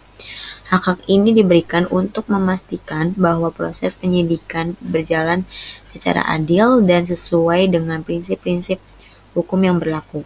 Berikut adalah hak-hak yang memiliki oleh wajib pajak selama proses penyidikan. Yang pertama, hak untuk diberitahukan tentang penyidikan. Wajib pajak berhak untuk diberitahukan mengenai penyidikan yang sedang berlangsung terhadap dirinya. Pemberitahuan ini wajib disampaikan secara resmi oleh pihak penyidik. Yaitu ada tujuan pemberitahuan agar wajib pajak mengetahui bahwa dirinya sedang diperiksa terkait dengan dugaan tindak pidana perpajakan dan untuk memberikan kesempatan bagi wajib pajak untuk melakukan pembelaan. Terusnya ada waktu pemberitahuan. Pemberitahuan ini harus dilakukan pada tahap awal penyidikan agar wajib pajak dapat segera mengetahui hak-haknya dan mempersiapkan pembelaan jika diperlukan. Yang kedua ada hak untuk didampingi oleh pengacara.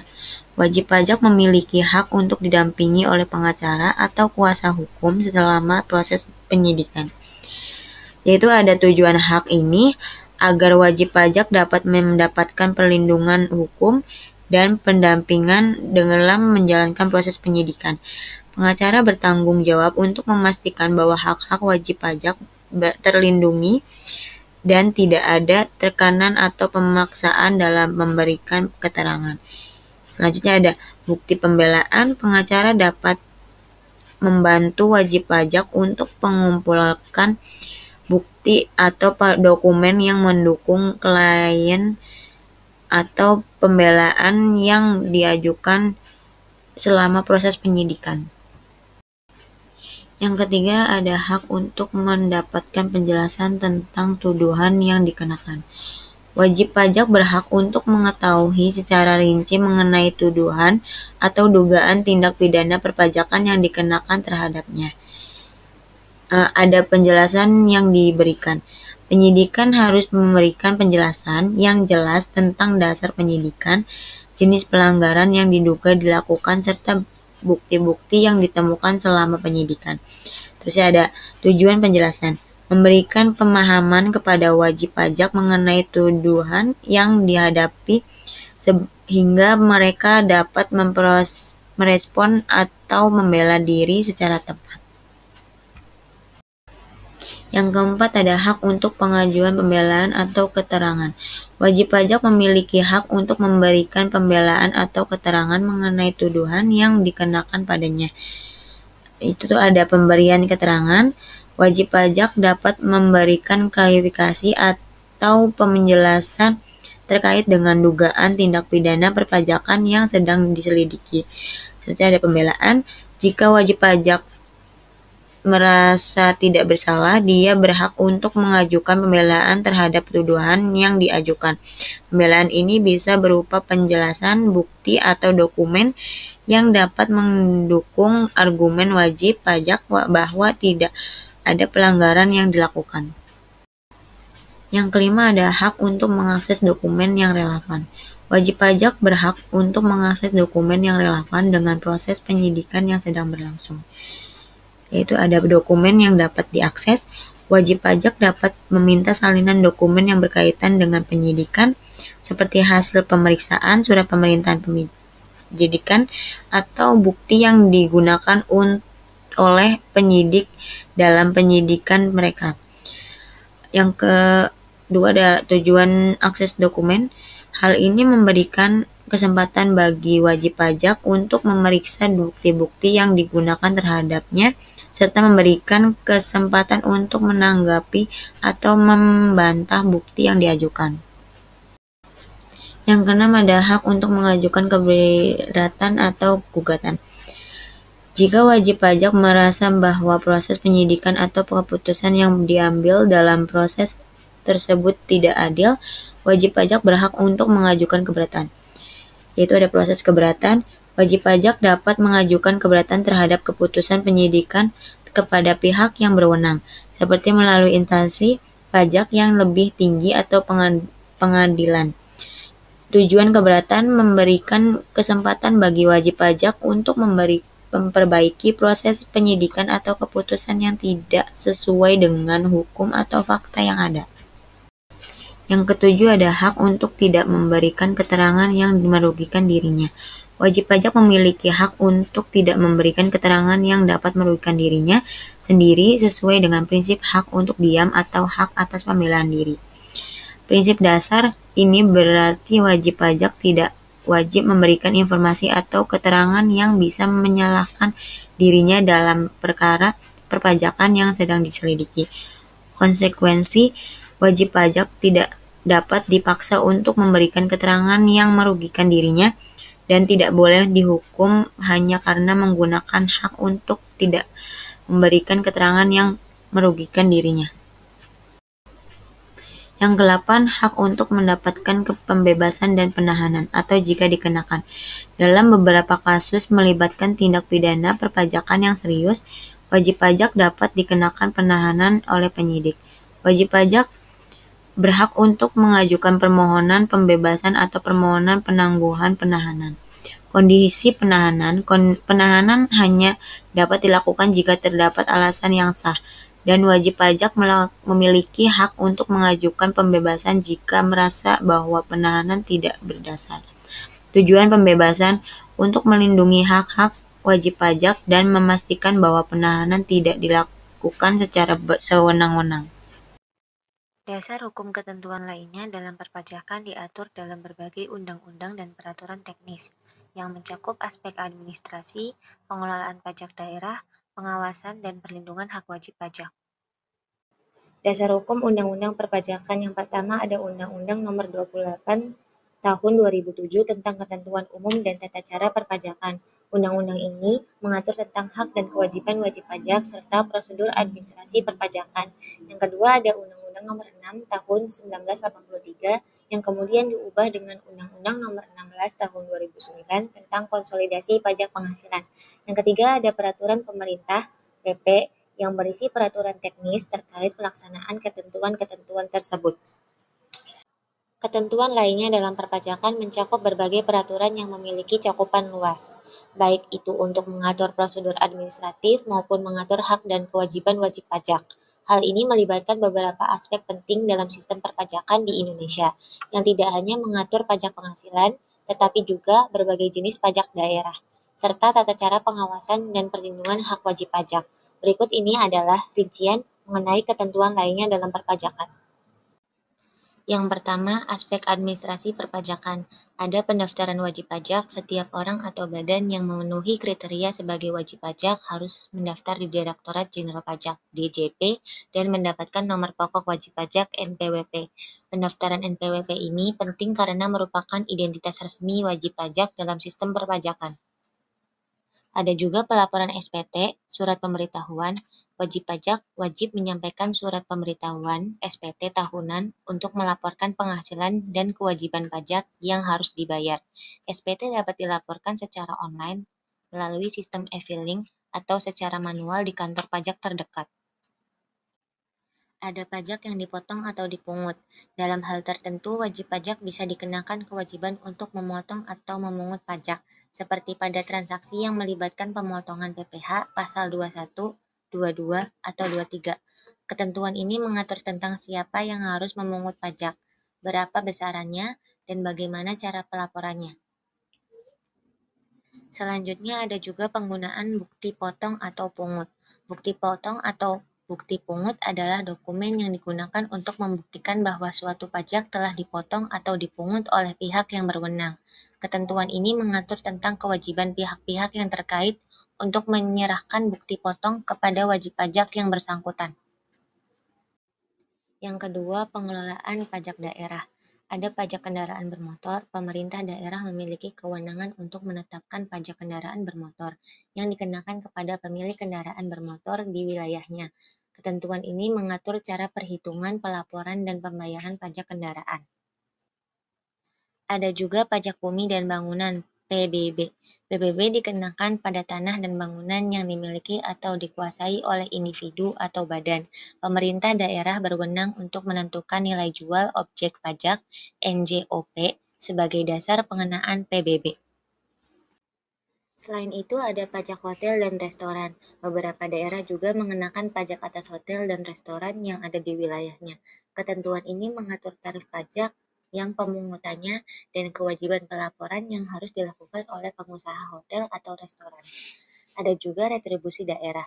Selain pajak, pemerintah daerah juga memiliki kewenangan untuk mengenakan retribusi atas layanan tertentu, seperti retribusi parkir, retribusi pasar, dan lainnya. Setiap daerah dapat memiliki jenis retribusi yang berbeda sesuai dengan kebutuhan lokal. Yang ketiga, pengawasan perpajakan. Ada pemeriksaan pajak audit. Direktorat Jenderal Pajak dapat melakukan pemeriksaan atau audit pajak terhadap wajib pajak untuk memastikan bahwa pajak yang dilaporkan dan dibayar sesuai dengan ketentuan yang berlaku. Pemeriksaan pajak dapat dilakukan secara formal atau melalui pemeriksaan lapangan. Ada juga penyidikan dan penuntutan. Jika dalam pemeriksaan ditemukan indikasi adanya penghindaran pajak atau pelanggaran lainnya, DJP berhak melakukan penyidikan dan menyerahkan kasus tersebut kepada pihak berwenang untuk diproses lebih lanjut. Ada sanksi administratif dan pidana. Ketentuan ini mengatur mengenai sanksi yang diterapkan bagi wajib pajak yang tidak mematuhi kewajiban perpajakannya. Sanksi bisa berupa denda administrasi, bunga keterlambatan, atau bahkan pidana untuk pelanggaran yang lebih serius seperti penggelapan pajak. Ada juga pemblokiran NPWP. Jika wajib pajak tidak memenuhi kewajiban perpajakan selama jangka waktu yang lama, DJP dapat memblokir NPWP yang dimiliki oleh wajib pajak tersebut, yang akan menghalangi wajib pajak untuk melakukan transaksi pajak lebih lanjut. Yang keempat, perlindungan hak wajib pajak. Ada hak wajib pajak untuk mengajukan keberatan. Jika wajib pajak tidak setuju dengan keputusan atau tindakan yang diambil oleh DJP, wajib pajak berhak untuk mengajukan keberatan atas keputusan tersebut. Keberatan ini harus diajukan dalam jangka waktu tertentu setelah keputusan diterima. Ada juga hak untuk mengajukan banding. Jika keberatan wajib pajak ditolak, wajib pajak dapat mengajukan banding ke Pengadilan Pajak. Pengadilan Pajak adalah lembaga yang berwenang memutuskan sengketa antara wajib pajak dan DJP. Prosedur penyelesaian sengketa. Ketentuan lainnya mengatur tentang mekanisme penyelesaian sengketa antara wajib pajak dan pihak perpajakan melalui jalur mediasi atau musyawarah, sebelum akhirnya sengketa tersebut dibawa ke pengadilan. Pengembalian pajak lebih bayar. Jika wajib pajak membayar lebih dari jumlah pajak yang seharusnya, wajib pajak berhak untuk mengajukan permohonan pengembalian pajak lebih bayar. Ketentuan ini mengatur prosedur pengajuan dan waktu yang dibutuhkan untuk pengembalian tersebut. Ada juga fasilitas pengurangan sanksi. Dalam beberapa kondisi, wajib pajak yang jujur dan kooperatif dapat diberikan pengurangan sanksi atau bunga keterlambatan. Ini bertujuan untuk memberikan kesempatan kepada wajib pajak yang tidak sengaja terlambat dalam memenuhi kewajibannya untuk memperbaiki kesalahan tanpa dikenakan sanksi yang berat. Ada juga yang terakhir, pajak internasional. Ketentuan lainnya juga mencakup aturan terkait pajak internasional seperti pajak yang dikenakan atas transaksi lintas negara atau pajak penghasilan dari luar negeri. Ini juga mencakup perjanjian penghindaran pajak berganda atau P3B antara Indonesia dan negara lain. Pengaturan tentang transfer pricing untuk mencegah pengalihan laba antar perusahaan yang berada dalam satu kelompok usaha agar penghindaran pajak tidak terjadi melalui harga transfer yang tidak wajar. Materi selanjutnya ada surat keterangan fiskal atau SKF. Surat keterangan fiskal (SKF) adalah dokumen resmi yang diterbitkan oleh Direktorat Jenderal Pajak (DJP) untuk membuktikan bahwa wajib pajak telah memenuhi kewajiban perpajakan tertentu. Surat ini sering digunakan untuk kepentingan administratif seperti keperluan di luar negeri, perizinan bisnis, atau transaksi internasional. Berikut adalah rincian mengenai SKF. Dasar hukum penerbitan surat keterangan fiskal (SKF) diatur dalam berbagai peraturan perundang-undangan yang berkaitan dengan administrasi perpajakan di Indonesia. Salah satunya adalah Undang-Undang Nomor 28 Tahun 2007 tentang Ketentuan Umum dan Tata Cara Perpajakan (KUP) yang mengatur kewajiban perpajakan dan prosedur administrasi yang harus diikuti oleh wajib pajak. Selain itu, Undang-Undang Nomor 6 Tahun 1983 tentang Ketentuan Umum dan Tata Cara Perpajakan yang telah diubah dengan Undang-Undang Nomor 16 Tahun 2009 juga menjadi dasar hukum dalam pengelolaan administrasi perpajakan, termasuk pengajuan dan penerbitan SKF. Pengertian dari surat keterangan fiskal adalah dokumen resmi yang diterbitkan oleh Direktorat Jenderal Pajak (DJP) yang menunjukkan bahwa seorang wajib pajak telah memenuhi kewajiban perpajakan tertentu, seperti pajak penghasilan (PPh) dan tidak memiliki tunggakan pajak. Surat ini seringkali dibutuhkan untuk tujuan administratif baik dalam negeri maupun untuk kepentingan internasional, seperti pengajuan visa, izin tinggal, atau transaksi bisnis di luar negeri. SKF berfungsi sebagai bukti bahwa wajib pajak telah memenuhi kewajiban perpajakan yang berlaku sesuai dengan peraturan perundang-undangan yang ada. Misalnya, wajib pajak yang ada bekerja atau berbisnis di luar negeri sering diminta untuk menunjukkan SKF sebagai persyaratan administratif. Penerbitan SKF dilakukan setelah wajib pajak mengajukan permohonan kepada DJP, dan setelah dokumen yang diperlukan diverifikasi, SKF memiliki masa berlaku terbatas dan dapat digunakan untuk berbagai keperluan administratif. Permohonan pengajuan surat keterangan fiskal dapat dilakukan oleh wajib pajak yang telah memenuhi kewajiban perpajakan sesuai dengan ketentuan yang berlaku. Langkah-langkah dan persyaratan yang biasanya diperlukan dalam proses pengajuan SKF yaitu: yang pertama, ada persyaratan umum. Wajib pajak harus terdaftar di Direktorat Jenderal Pajak (DJP) dan memiliki nomor pokok wajib pajak (NPWP) yang aktif. Wajib pajak harus sudah menyampaikan surat pemberitahuan tahunan (SPT) dan memenuhi kewajiban pembayaran pajak yang terkait. Tidak memiliki tunggakan pajak atau kewajiban perpajakan yang belum selesai. Yang kedua, cara pengajuan SKF. Pengajuan secara elektronik, e-filing, wajib pajak dapat mengajukan permohonan SKF melalui sistem e-filing yang disediakan oleh DJP. Dalam hal ini, wajib pajak harus mengakses portal DJP online dan mengisi formulir permohonan SKF secara daring. Pengajuan secara langsung, offline, jika tidak dapat mengakses sistem online, wajib pajak bisa mengajukan permohonan SKF secara langsung di kantor pelayanan pajak (KPP) terdekat. Permohonan ini melibatkan pengisian formulir yang telah disediakan oleh kantor pajak. Yang ketiga, ada dokumen yang diperlukan. Formulir permohonan SKF yang dapat diunduh melalui situs DJP atau didapatkan di kantor pajak. Salinan SPT tahunan yang menunjukkan bahwa wajib pajak telah terlaporkan penghasilannya dan memenuhi kewajiban perpajakannya. Bukti pembayaran pajak yang terkait dengan kewajiban yang dimaksud seperti bukti pembayaran PPh atau pajak lainnya. Dokumen identitas wajib pajak (KTP) untuk pribadi atau akta pendirian dan NPWP untuk badan usaha sebagai bagian dari verifikasi identitas. Yang keempat, proses verifikasi. Setelah permohonan dan dokumen diserahkan, Direktorat Jenderal Pajak akan melakukan verifikasi terhadap kelengkapan dokumen dan kewajiban perpajakan yang telah dipenuhi oleh wajib pajak. Verifikasi ini bertujuan untuk memastikan bahwa wajib pajak tidak memiliki tunggakan pajak dan telah memenuhi kewajiban perpajakan yang berlaku. Yang kelima, ada jangka waktu penerbitan.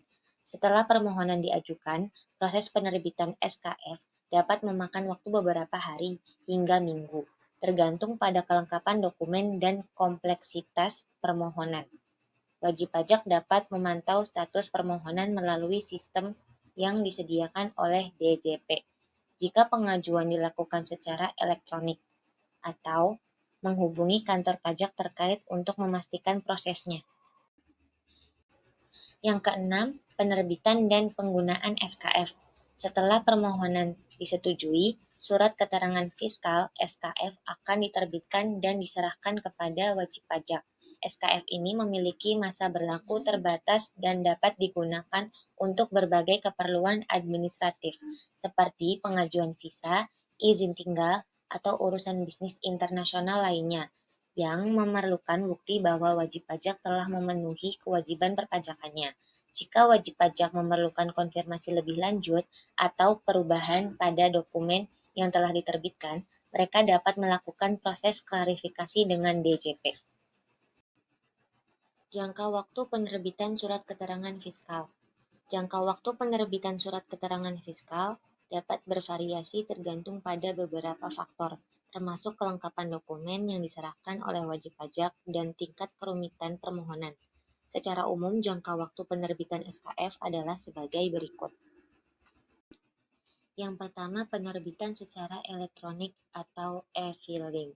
Prosesnya, wajib pajak mengajukan permohonan melalui portal DJP online, mengunggah dokumen yang diperlukan, dan menunggu proses verifikasi oleh DJP. Kecepatannya, jika dokumen yang diserahkan lengkap dan tidak ada masalah dalam verifikasi, proses ini bisa dilakukan lebih cepat. Umumnya setelah permohonan diterima dan diverifikasi, penerbitan SKF dapat dilakukan dalam waktu sekitar 3-7 hari kerja. Yang kedua, penerbitan secara langsung atau offline. Prosesnya, wajib pajak mengajukan permohonan secara langsung di kantor pelayanan pajak (KPP) dan menyerahkan dokumen fisik yang diperlukan. Kecepatannya, jika dokumen yang diserahkan sudah lengkap dan tidak ada kendala dalam proses verifikasi, penerbitan SKF dapat dilakukan lebih cepat. Namun, jika ada kekurangan dokumen atau perlu verifikasi lebih lanjut, waktu penerbitan bisa lebih lama. Penerbitan SKF dalam kasus ini bisa memakan waktu sekitar 7-14 hari kerja atau bahkan lebih, tergantung pada kompleksitas kasus dan volume permohonan yang sedang diproses oleh kantor pajak. Yang ketiga, faktor-faktor yang mempengaruhi waktu penerbitan. Kelompok pajak yang terkait, wajib pajak dengan kewajiban pajak yang lebih kompleks, seperti pajak internasional atau wajib pajak badan hukum dengan transaksi multinasional, mungkin memerlukan waktu verifikasi lebih lama. Kelengkapan dokumen, jika dokumen yang diserahkan tidak lengkap atau ada kesalahan dalam pengisian, DJP mungkin perlu waktu tambahan untuk menghubungi wajib pajak untuk memperbaikinya. Volume permohonan. Di beberapa kantor pajak, jika ada volume permohonan yang sangat tinggi, proses penerbitan bisa mengalami keterlambatan. Konfirmasi kebenaran surat keterangan fiskal. Konfirmasi kebenaran surat keterangan fiskal adalah proses untuk memastikan keaslian dan kebenaran informasi yang tercantum dalam surat keterangan fiskal yang diterbitkan oleh Direktorat Jenderal Pajak (DJP). Proses ini biasanya dilakukan oleh pihak yang menerima SKF, misalnya pihak luar negeri atau instansi lain, yang membutuhkan verifikasi bahwa wajib pajak telah memenuhi kewajiban perpajakannya. Berikut ada penjelasan lebih rinci mengenai proses konfirmasi kebenaran SKF. Yang pertama, tujuan konfirmasi. Konfirmasi dilakukan untuk memastikan bahwa surat keterangan fiskal yang diterbitkan oleh DJP adalah sah dan valid, serta mencerminkan kewajiban perpajakan yang telah dipenuhi oleh wajib pajak. Konfirmasi ini penting, terutama dalam transaksi internasional atau urusan administratif di luar negeri, seperti pengajuan visa atau izin tinggal di negara lain, pemenuhan kewajiban administratif untuk bekerja atau berbisnis di luar negeri, konfirmasi terhadap badan usaha atau individu yang memerlukan bukti pembayaran pajak untuk transaksi atau perjanjian bisnis. Yang kedua, proses konfirmasi. Pihak yang menerima surat keterangan fiskal, misalnya perusahaan atau instansi di luar negeri, dapat melakukan konfirmasi melalui beberapa cara, yaitu yang pertama ada konfirmasi secara langsung ke DJP. Pihak yang memerlukan konfirmasi dapat menghubungi Direktorat Jenderal Pajak secara langsung melalui layanan yang tersedia, baik secara online atau langsung mengunjungi kantor pajak untuk memverifikasi kebenaran SKF tersebut. Yang kedua ada konfirmasi melalui sistem online DJP. Direktorat Jenderal Pajak menyediakan layanan untuk melakukan verifikasi secara elektronik. Pihak yang memerlukan verifikasi bisa menggunakan fitur yang ada di DJP online untuk memeriksa kebenaran informasi yang tercantum dalam SKF, termasuk status kewajiban pajak wajib pajak yang bersangkutan. Yang ketiga, cara melakukan konfirmasi. Berikut adalah langkah-langkah umum dalam melakukan konfirmasi kebenaran SKF. Cek nomor SKF. Pihak yang melakukan konfirmasi harus mengetahui nomor surat keterangan fiskal yang tercantum pada dokumen. Hubungi DJP.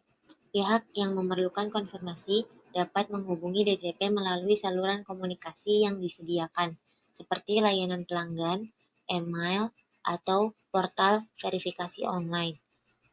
Gunakan layanan DJP online. Beberapa layanan DJP memungkinkan konfirmasi otomatis secara online dengan memasukkan informasi yang ada pada SKF, misalnya nomor SKF, nama wajib pajak, atau NPWP. Yang keempat, hasil konfirmasi.